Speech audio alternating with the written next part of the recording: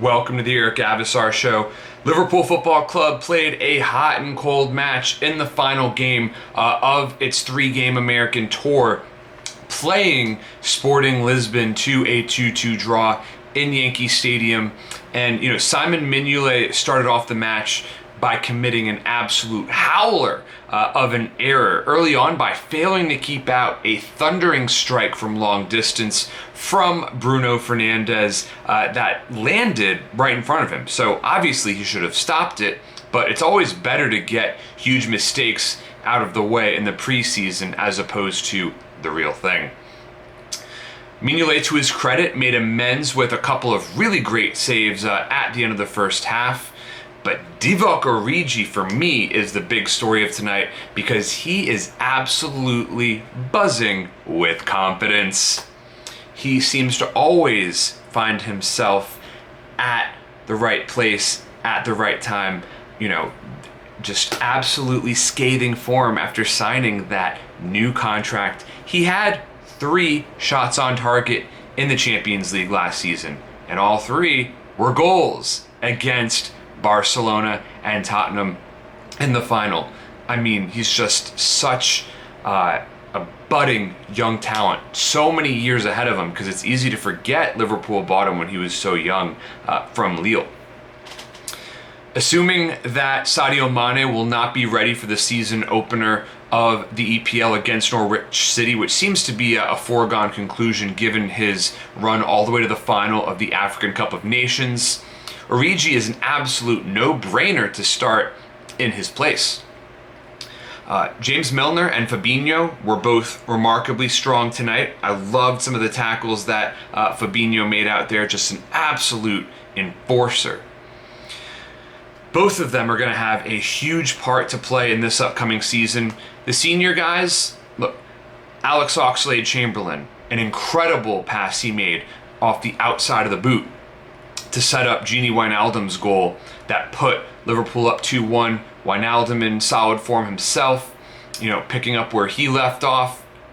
And just the veterans are getting it done. The youngsters just don't seem to be quite there yet. Harry Wilson could be a squad player for the team this year. I don't think that Ryan Kent can crack the front line, to be honest. I think he's better off joining up with Steven Gerrard again back at Rangers.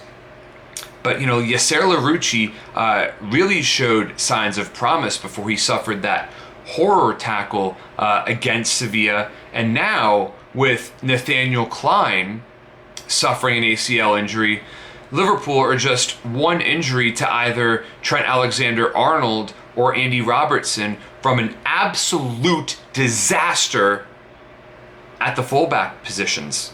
I mean, there is just not enough cover. Joe Gomez showed that he is not supposed to be a right back. He is a center back. Don't play him at right back. That's not the way to be successful. James Milner, look, a loyal servant who will do anything to win, but he should not have to be the immediate backup to Andy Robertson either. This is just a terrible situation for Liverpool as it stands when it comes to squad depth. 7 competitions this season. Sure, some of them are only one game, like the FA Community Shield, but there are going to be so many matches this season, likely over 50 for Liverpool. And guys like Mohamed Salah, Sadio Mane, and Bobby Firmino, who are not back yet from their holidays, they perhaps have more tread than anyone as of late. Jurgen Klopp needs to forget about playing those guys in the cup matches like the FA Cup and League Cup. They have to focus exclusively on the 2 trophies that really matter in professional football when it comes to English sides, the EPL and the Champions League. That's it. You don't want them putting their energy on anything else, on trophies that are ultimately forgotten, especially the Club World Cup, an absolute Mickey Mouse competition. But just to get back to the squad depth problems here, Liverpool still lack a true number 10 after selling Philippe Coutinho. I respect Jurgen Klopp's decision, of course, to not bring Coutinho back, but you know who I would love to bring to Anfield? Bruno Fernandes. He checks all the boxes for what both Jurgen Klopp and FSG are looking for in a new signing. Young, 24 years old, relentless work ethic, and remarkable talent.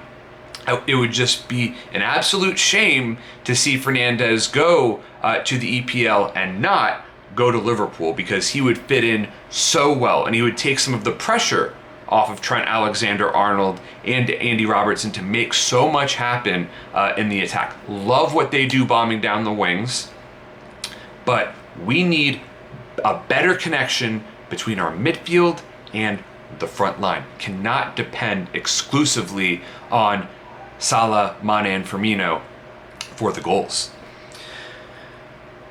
Now, Liverpool still have 2 more preseason matches before taking on Manchester City in the Community Shield. They're going to face Napoli this weekend before taking on Lyon. Plenty of time for Klopp to figure things out. But the bottom line is, this team is not deep enough to compete with Manchester City for the English Premier League title as it stands. And you can only hope that Jurgen Klopp and Fenway Sports Group will get their act together and splash the cash. Thank you for tuning in, and please subscribe to my channel.